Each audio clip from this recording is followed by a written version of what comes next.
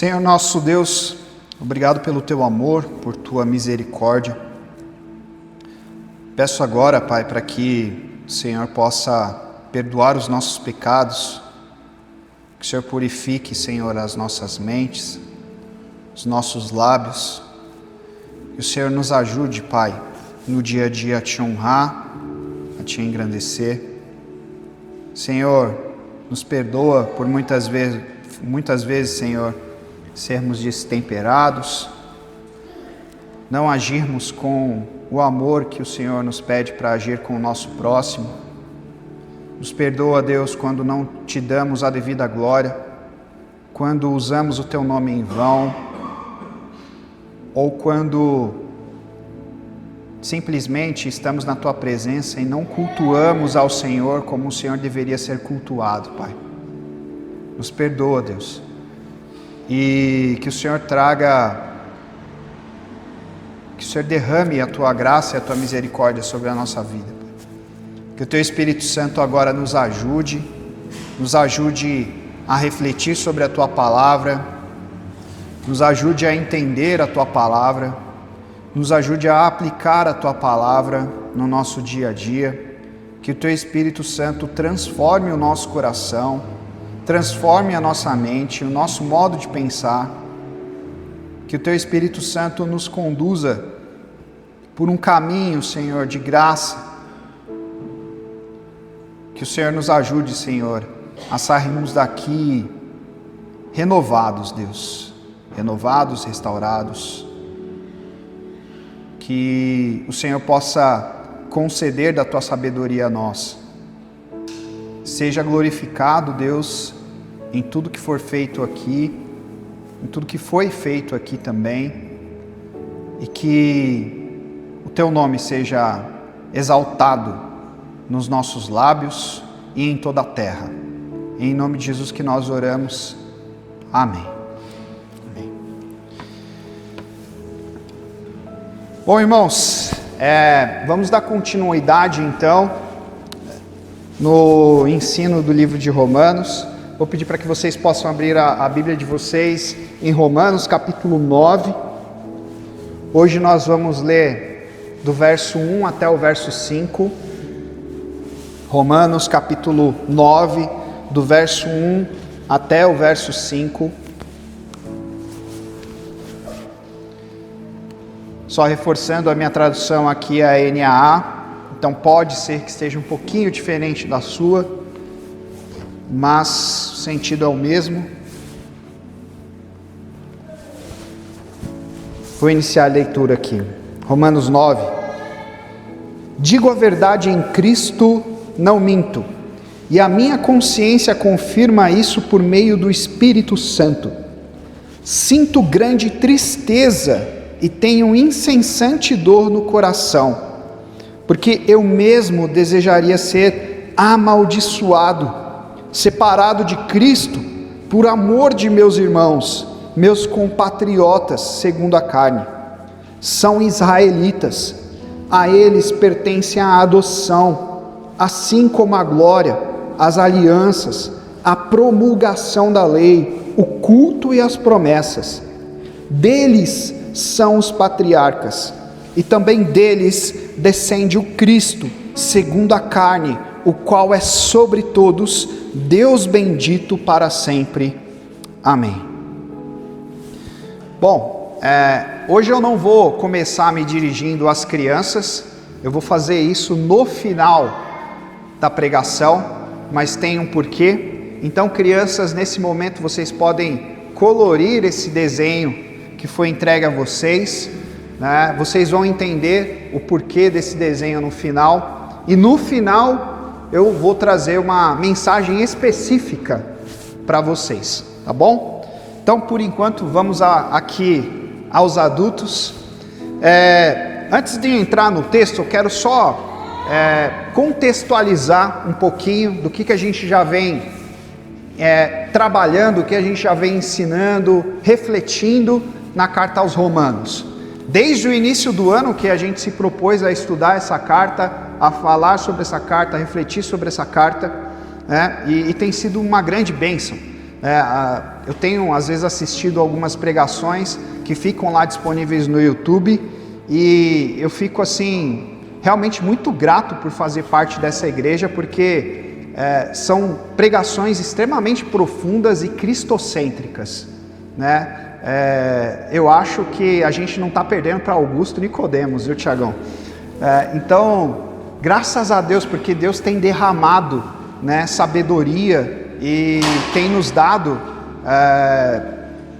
capacidade para poder expor a palavra dele com tamanha reverência e dedicação. A gente sabe que não é fácil, né, o dia a dia, mas a gente sempre busca fazer isso de uma forma com muito temor a Deus. Então, relembrando um pouquinho aqui do que a gente estudou até o momento, lembrando que a carta aos Romanos ela é feita de 4 sessões. A primeira sessão, que ela vai mais ou menos do capítulo 1 até metade do capítulo 3, ela vai falar sobre a universalidade do pecado, como todos os homens caíram, como todos estão destituídos da glória de Deus por causa do pecado. Todos, tanto judeus quanto gregos.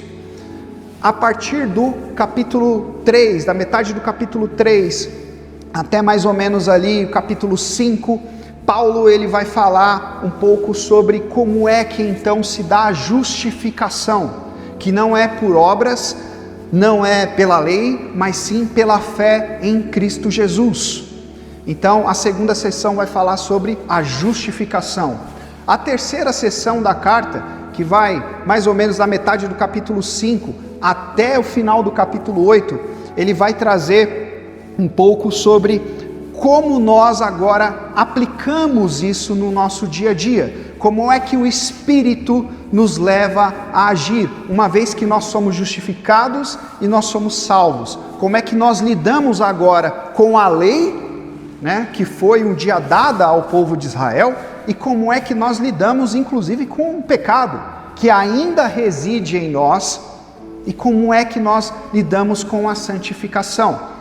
Então, nós passamos por essas 3 sessões até o final do capítulo 8. Agora nós vamos iniciar aqui a 4ª sessão e última do livro, que é como Deus trata Israel nesse plano redentor. Qual é o papel de Israel, né, no plano de Deus?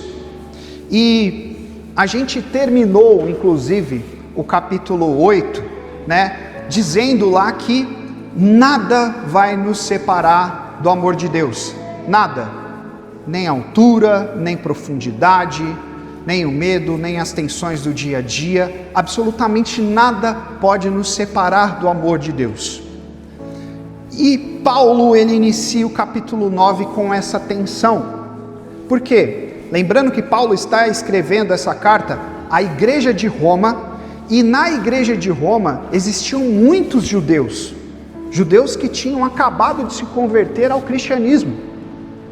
Por isso que grande parte da carta de Paulo à igreja de Roma, ela vai tratar temas respondendo algumas questões que os judeus fariam a ele. E o capítulo 9 em diante, nada mais é do que isso. Porque Paulo termina o capítulo 8 dizendo: nada pode te separar do amor de Deus, absolutamente nada. Deus cuidou de tudo, Deus tem um plano soberano, e você não pode ser separado de Deus. Então, existe uma tensão aí. Tá bom, Paulo, você está dizendo que nada pode nos separar do amor de Deus, mas e quanto ao povo de Israel? Afinal de contas, Deus fez tantas promessas ao povo de Israel, e ainda assim o povo de Israel rejeitou, a grande maioria do povo de Israel rejeitou o Messias. Será então que Deus falhou de alguma forma? Se você está dizendo que é impossível Deus falhar no seu decreto soberano, no seu amor, na sua escolha, por que então tantos judeus, tantos israelitas rejeitaram a Jesus? Então fica essa pergunta. E Paulo sabia que ao chegar em Roma, possivelmente ele receberia esse tipo de questionamento. E aí é que entra o capítulo 9. Ele começa a responder algumas questões voltadas para isso. Será que Deus falhou? Será que o plano de Deus para a salvação de Israel não deu certo? Mingou? Deus se equivocou no seu plano? E aí ele mudou de rota? E aí ele percebeu, já que os israelitas me rejeitaram, agora eu vou seguir com os gentios?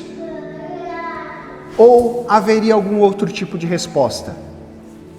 E é aqui que Paulo inicia o seu tratado agora para com os israelitas, dizendo como é que Israel se dá no plano perfeito de Deus, no plano salvífico de Deus.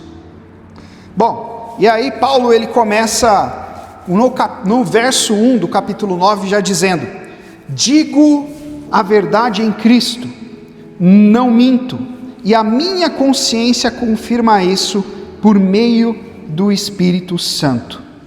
Digo a verdade em Cristo, não minto.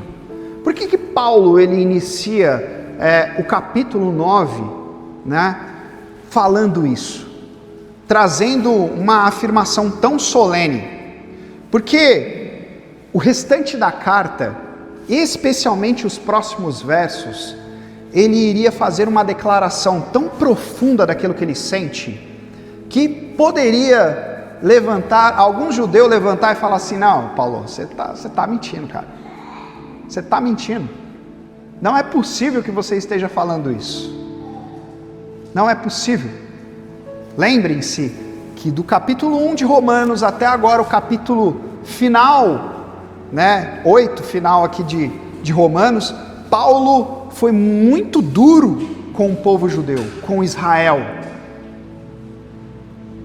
Mas Paulo começa a abrir o seu coração para os seus compatriotas agora. E é por isso que Paulo ele diz: povo de Deus, eu estou dizendo algo, e o que eu estou dizendo é em Cristo. E por estar em Cristo eu não posso mentir. O que Paulo está dizendo é o seguinte: já que eu sou um cristão, eu não minto. Aquilo que sair da minha boca é verdade, porque um cristão não pode mentir. Por isso ele diz: digo a verdade em Cristo. A minha palavra é sim, sim e não, não. Tudo que sair agora, tudo que eu proferir agora é a mais pura verdade. E ele ainda completa dizendo: a minha consciência confirma isso por meio do Espírito Santo. A mesma palavra que Paulo usa no capítulo 8 para dizer que o Espírito testifica com o nosso espírito de que somos filhos de Deus, ele está usando agora também, dizendo que o Espírito Santo testifica, confirma a consciência de Paulo. Ou seja, ele está praticamente dizendo àqueles judeus: olha, eu não minto, primeiro porque eu sou cristão, segundo, eu estou evocando o Espírito Santo como testemunha da minha consciência. Ele é testemunha daquilo que eu estou falando é verdade. E isso, irmãos, é muito importante a gente entender, porque não é qualquer frase. Às vezes a gente lê o primeiro verso de um capítulo e a gente passa batido aqui. Mas isso é muito forte, né? Primeiro por uma aplicação prática de que um cristão não deveria mentir, de que um cristão deveria ter a sua consciência sempre tranquila diante do Espírito Santo de Deus. E segundo, porque o que Paulo vai dizer aqui é muito profundo. É uma das coisas mais profundas que ele já disse em todas as suas cartas, inclusive. Então Paulo ele deixa isso muito claro. Irmãos em Cristo Jesus, eu não posso mentir porque eu sou um cristão. E por ser um cristão, eu evoco a presença do Espírito Santo de Deus, o mesmo Espírito que fez Cristo ressurgir dos mortos. Eu trago ele como testemunha de que aquilo que eu estou falando é a mais pura verdade. é a mais pura verdade. E aí ele inicia a sua confissão, e o que ele vai dizer aqui aos irmãos da igreja de Roma, dizendo no verso 2: sinto grande tristeza e tenho incessante dor no coração. Sinto grande tristeza e tenho incessante dor no coração. Paulo, ele no grego original aqui, ele vai trazer essa sinto grande tristeza e incessante dor, né, como uma dor que é tão grande, tão profunda, como se quebrasse um osso, ou seja, uma dor de fratura. Eu não sei quantos aqui já tiveram um osso fraturado. Eu já tive, num acidente de moto.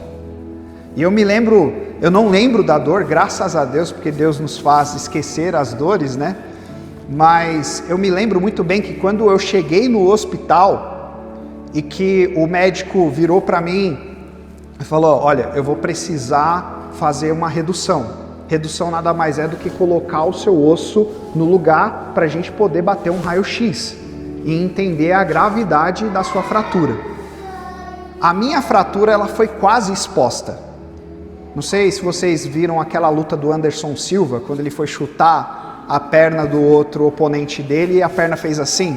Foi igualzinho, a mesma fratura, na tíbia e na fíbula.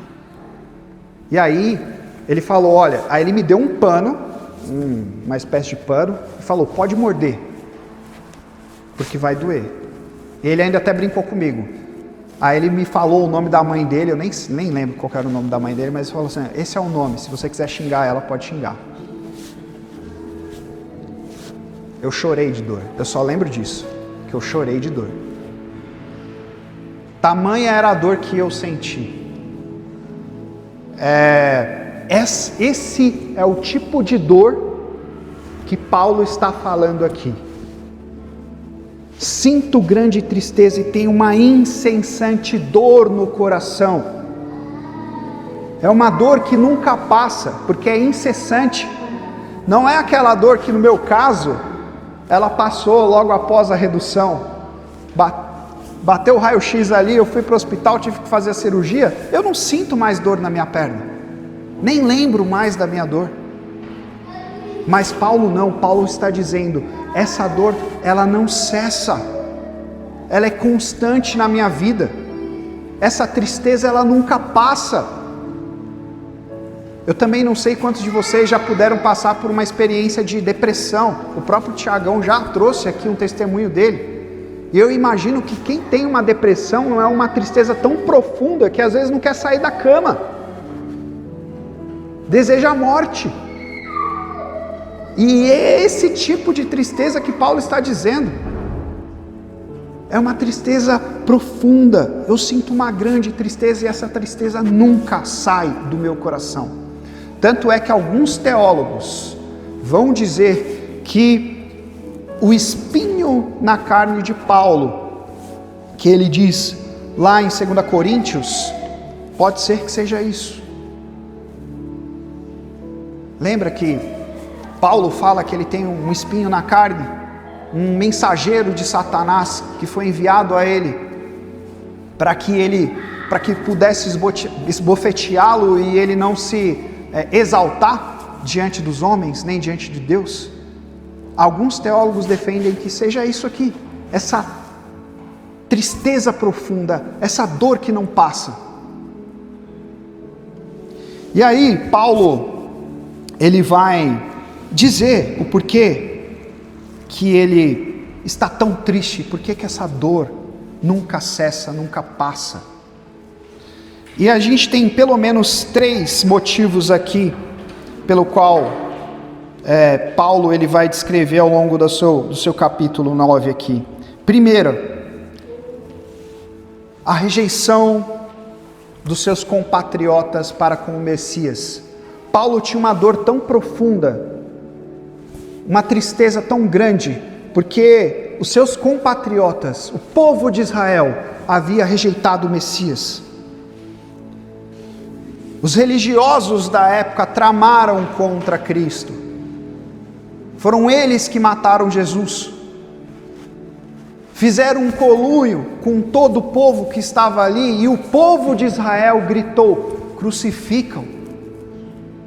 O povo de Israel preferiu a libertação de um assassino, ladrão, psicopata chamado Barrabás, ao invés do Rei dos Reis, o Senhor dos Senhores, Jesus Cristo. Na evangelização, quando os apóstolos começaram a evangelizar, alguns judeus começaram a se converter, mas a grande maioria perseguiram os cristãos. O próprio Paulo foi perseguido pelos judeus, esbofeteado, apedrejado, expulso de cidades, expulso de sinagogas, porque a grande maioria dos judeus havia rejeitado a pregação do evangelho, e por isso Paulo se entristecia grandemente. Segundo, Paulo sabia da consequência dessa rejeição. Lá no capítulo 10, já dando um spoiler ali, no verso 1, ele diz o seguinte: irmãos, o desejo do meu coração e a minha súplica a Deus em favor deles é para que todos sejam salvos. Em favor deles quem? Em favor do povo de Israel. A súplica de Paulo era para que o povo de Israel, todos eles fossem salvos, porque Paulo tinha ciência de que eles estavam perdidos. Eles estavam sendo condenados pela escolha deles. Porque por mais que eles tivessem todos os privilégios que eles tiveram durante toda a história, uma vez que eles rejeitaram a Cristo, eles estão condenados eternamente. E por isso o coração de Paulo se entristecia muito. E terceiro, Paulo, ele vai falar aqui, enumerar os privilégios de como o povo de Israel foi privilegiado por Deus, como ele foi tratado de uma maneira muito diferente e solene de todos os outros povos e todas as outras nações, mas mesmo assim rejeitaram o Messias, e isso também trazia grande dor ao coração de Paulo. E aí Paulo, ele dá uma sequência ao dizer isso: olha, sinto grande tristeza e tenho uma dor que não passa no meu coração. Ele faz uma terceira afirmação extremamente forte.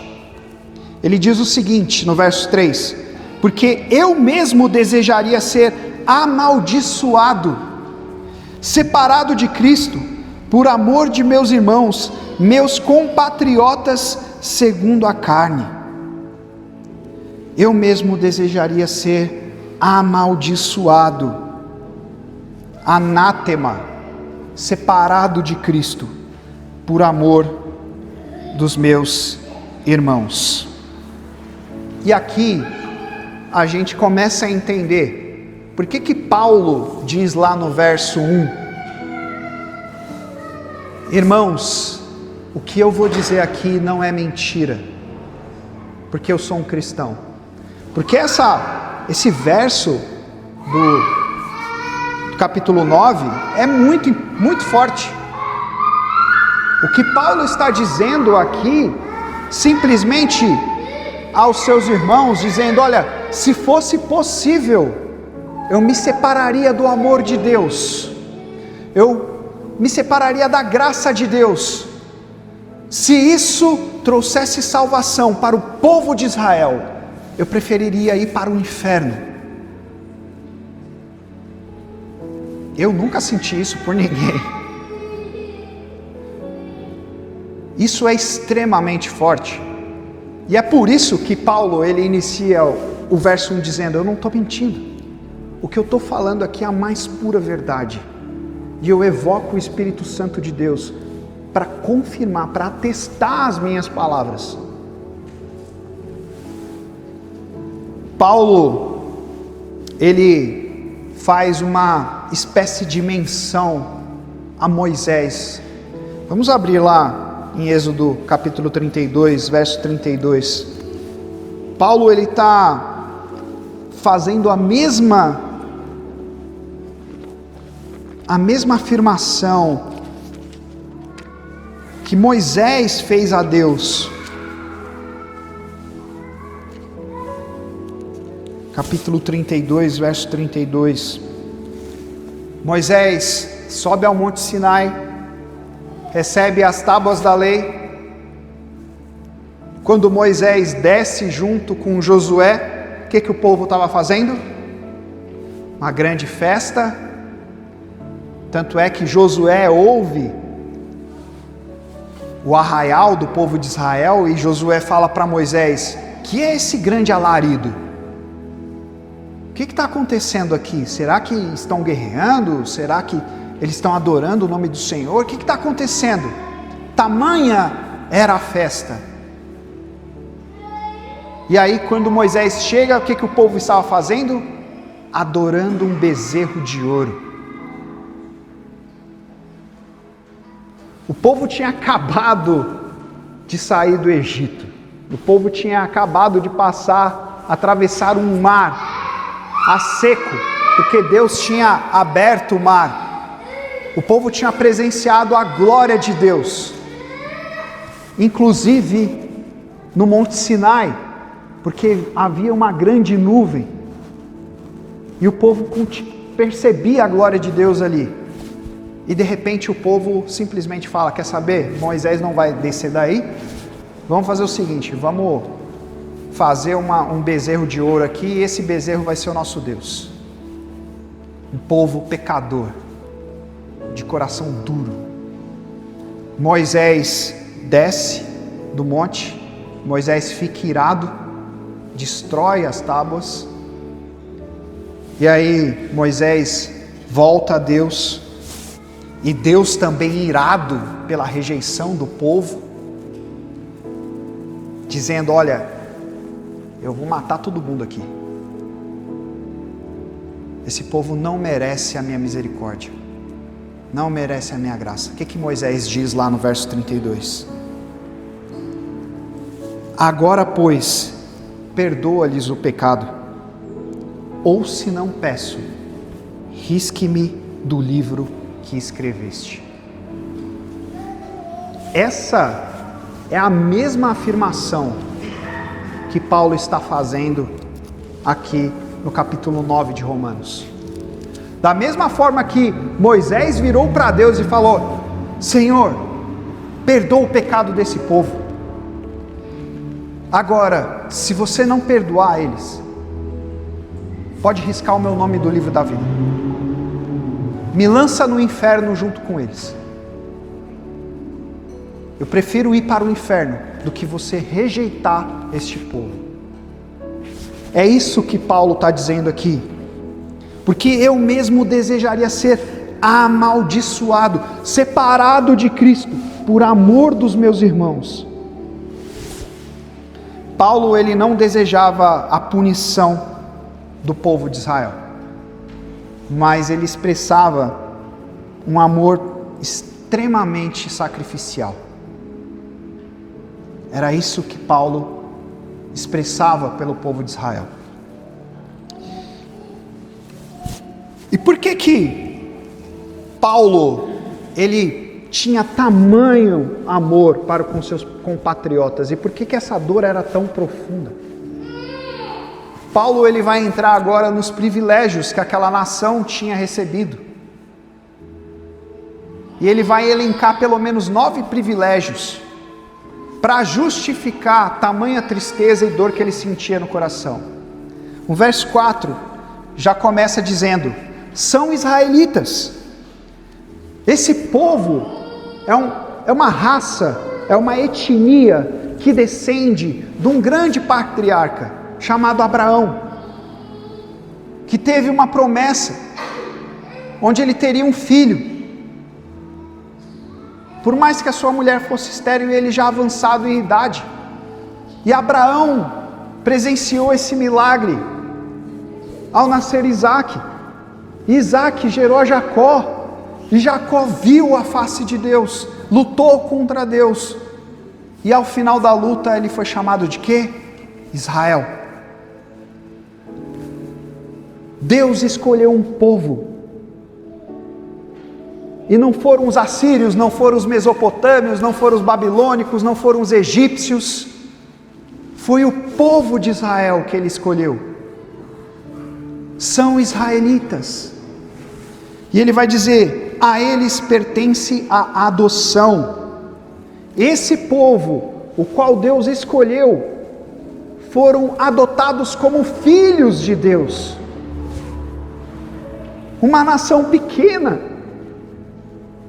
O povo de Israel não tinha nada para dar em troca, não era um povo potente, grande, de maneira nenhuma, eram pastores de ovelhas, nômades, sem terra alguma.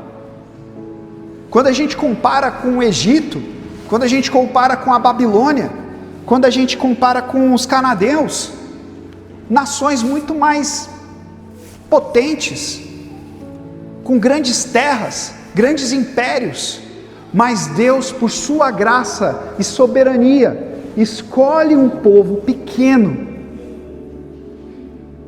e diz, vocês serão os meus filhos. De todas as nações do mundo, vocês serão chamados os meus filhos. Tamanho era o privilégio do povo de Israel. A eles pertence a glória. Somente a nação de Israel viu a glória de Deus. Deus revelou a sua glória somente àquele povo. Aquele povo viu a manifestação daquelas pragas no Egito, para que eles pudessem ser libertados. Aquele povo viu o mar se abrir no meio, para que eles pudessem passar e depois o mar fechar sobre os egípcios. Aquele povo foi amparado no deserto com uma coluna de fogo à noite, uma nuvem pela manhã, para que eles não pudessem morrer no sol escaldante do deserto, nem morrer de frio à noite no deserto. Aquele povo recebeu maná do céu, viu uma água jorrar da pedra. Quantas maravilhas o povo de Israel não viu? Quantas maravilhas o povo de Israel não presenciou? Deus revelou a sua glória somente ao povo de Israel. Nenhum outro povo na face da terra viu o que Israel viu. A eles pertence as alianças. Deus chamou a nação de Israel e firmou uma aliança, um pacto. Ele fez isso através de Abraão, através dos patriarcas, através de Moisés, através de Davi. Deus firmou uma aliança eterna com eles, divina, poderosa. Qual outra nação Deus chamou e falou, olha, eu quero firmar uma aliança contigo, um pacto com você? Nenhuma outra. A eles pertencem as alianças. A eles pertence a promulgação da lei. Irmãos, somente a nação de Israel recebeu uma lei que é justa, que é santa, que é boa. Uma lei que ela demonstra o caráter santo de Deus.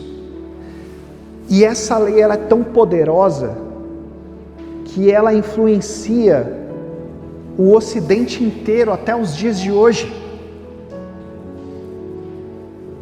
Se o mundo sabe o que é bom, o que é certo, o que é justo, foi por meio da divulgação da lei ao povo de Israel.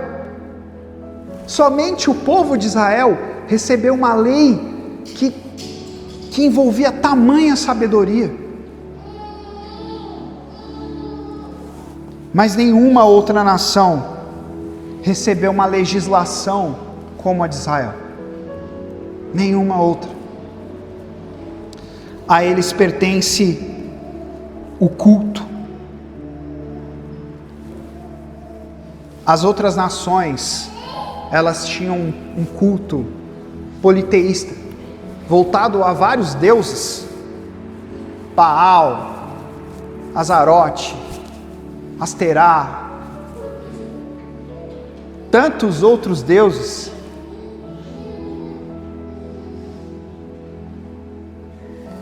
Imperadores que se julgavam deuses, cultos bestiais. As outras nações tinham cultos bestiais, onde havia sexo, onde havia morte de crianças, onde havia morte de inocentes. Mas a nação de Israel foi dado um culto: não terás outros deuses diante de mim. Não faça para si imagem alguma nos céus e na terra. Não faça imagem de mim, pois eu sou santo. Não tome o meu nome em vão. Somente ao teu Deus adorará. A nação de Israel foi dado um culto perfeito, santo. A eles pertencem as promessas. Quantas promessas Deus não fez à nação de Israel? De ti serão benditas todas as nações do mundo. Abraão, Isaque e Jacó receberam tantas promessas. Davi, a sua descendência virá o Messias. Firmarei uma aliança contigo. Somente Israel, Deus fez promessas maravilhosas. Deles são os patriarcas. Irmãos, quando a gente olha para a vida de Abraão, quando a gente olha para a vida de Jacó, Moisés, monumentos da fé, heróis da fé, o autor de Hebreus vai citá-los como exemplos de fé a serem seguidos. Homens que deram as suas vidas pela causa da glória de Deus. Da nação de Israel vêm esses patriarcas. Nenhuma outra nação tem nomes como estes nomes que eu acabei de citar. E o nono e o mais importante de todos os privilégios: e também deles descende o Cristo segundo a carne, o qual é sobre todos, Deus bendito para sempre. Amém. O Deus encarnado, o Verbo eterno, o Verbo que se fez carne, que habitou entre nós, não era libanês, não era turco, não era persa, não era egípcio. O Deus que se fez carne e habitou entre nós, viveu, morreu, ressurgiu. Ele veio como um judeu. Veio como um judeu. Tamanho era o privilégio na nação de Israel. Tamanho era o privilégio da nação de Israel. O Messias da linhagem de Davi, da tribo de Judá, o Deus bendito para todo sempre, era israelita, era judeu. E é por isso que Paulo, ele traz esses primeiros versos aqui, praticamente confessando toda a sua tristeza, toda a sua dor, porque tamanho era o privilégio da nação de Israel. E o povo de Israel, em sua maior parte, estava perdido, havia rejeitado todos esses privilégios, porque rejeitaram o Messias. E por isso Paulo sofria, por isso Paulo tinha uma grande e incessante dor que não passava. Não passava.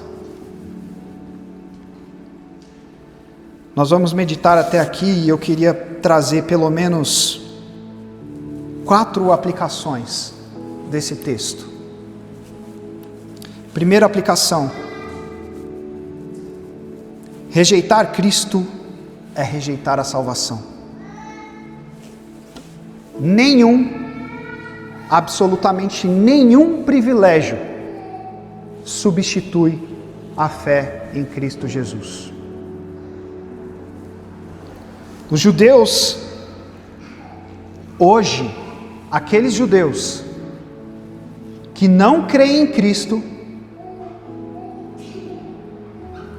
aqueles israelitas que não têm fé em Cristo, eles não possuem vantagem alguma.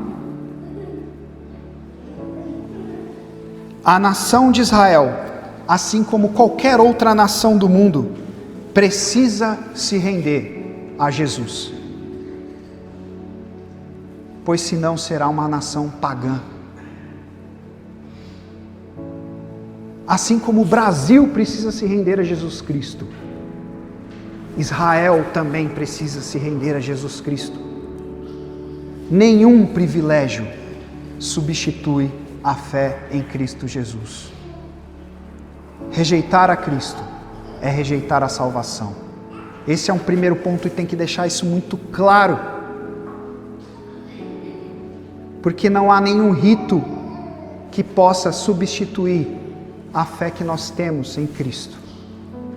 Cristo é a salvação de todos. Somente Ele. Somente Ele. 2. Nós devemos chorar pelos nossos compatriotas. Nós devemos ter um compromisso evangelístico que nasce de uma compaixão profunda. Sabe, irmãos, eu fazendo uma reflexão comigo mesmo, domingo a domingo aqui, atividades dentro da igreja, pregações, estudos, mas será que o meu coração sofre pelos brasileiros que estão perdidos, longe de Cristo? Para não ser tão abrangente assim, será que o meu coração ele sofre pelos meus familiares que estão longe de Cristo? Será que eu tenho uma compaixão tão profunda por estes meus parentes? Será que eu oro com amor e com tanto afinco pela salvação desses meus parentes? Será que eu tenho um engajamento missiológico de levar a pregação do Evangelho a toda e qualquer criatura? Aqueles que estão ao meu redor no meu trabalho? Aqueles que são os meus amigos? Será que eu tenho este amor? Ou será que é apenas uma religião de banco de igreja, domingo após domingo, e a gente não sente nada por ninguém? Confesso que quando eu li esses primeiros versos aqui, eu até falei isso para o Igor, a gente entra no capítulo 9 de Romanos, tão afoito por falar da soberania e da eleição, e de como Deus escolhe as pessoas, mas quando eu li os 5 primeiros versos, eu falei, não, a eleição, a soberania, isso aí é pequeno, porque o que eu preciso sentir é isso que Paulo sente.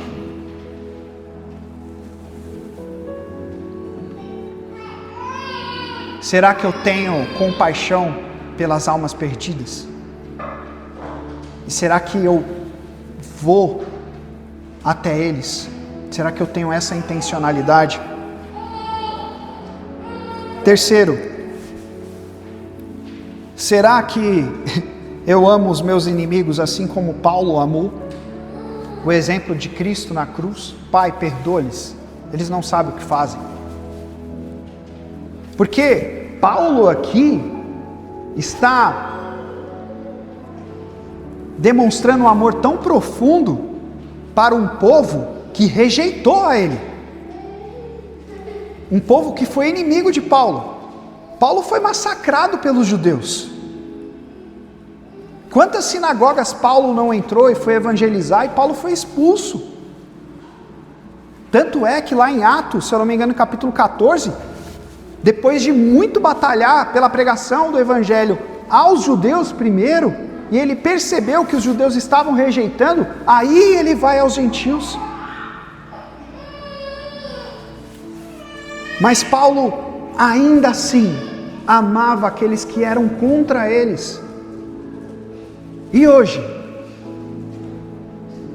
se alguém pisa no meu pé, eu já fico com raiva.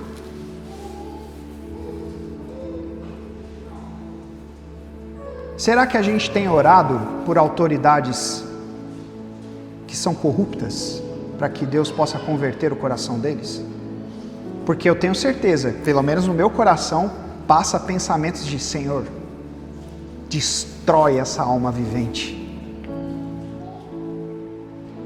Por que eu não leio, ou por que eu não oro ao contrário? Senhor, tem misericórdia, converta o coração desse homem como o Senhor converteu o meu coração. Se revele a ele, que ele possa cair de joelhos diante de ti. E não um sentimento iracundo muitas vezes, mas um sentimento de amor e compaixão pelos nossos inimigos. E quarto e último, e agora eu queria falar com as crianças.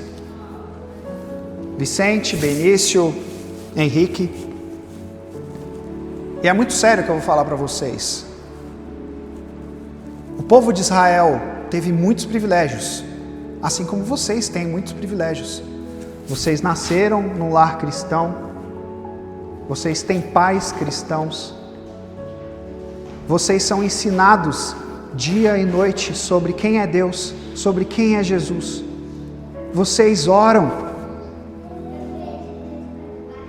E isso, tenho certeza que seu pai e a sua mãe devem ter orado por você desde o ventre dela. Os meus filhos, Vicente e Benício, estudam numa escola cristã, são cercados de toda a sabedoria cristã. Vocês são privilegiados. Por isso eu digo para vocês, não desprezem esse privilégio. Não desperdicem esse privilégio. Quantas crianças não têm isso? Milhares de crianças, milhares de adolescentes não têm o privilégio que vocês têm. Não têm. Por isso, não desprezem esse privilégio, porque a quem muito é dado, também é cobrado.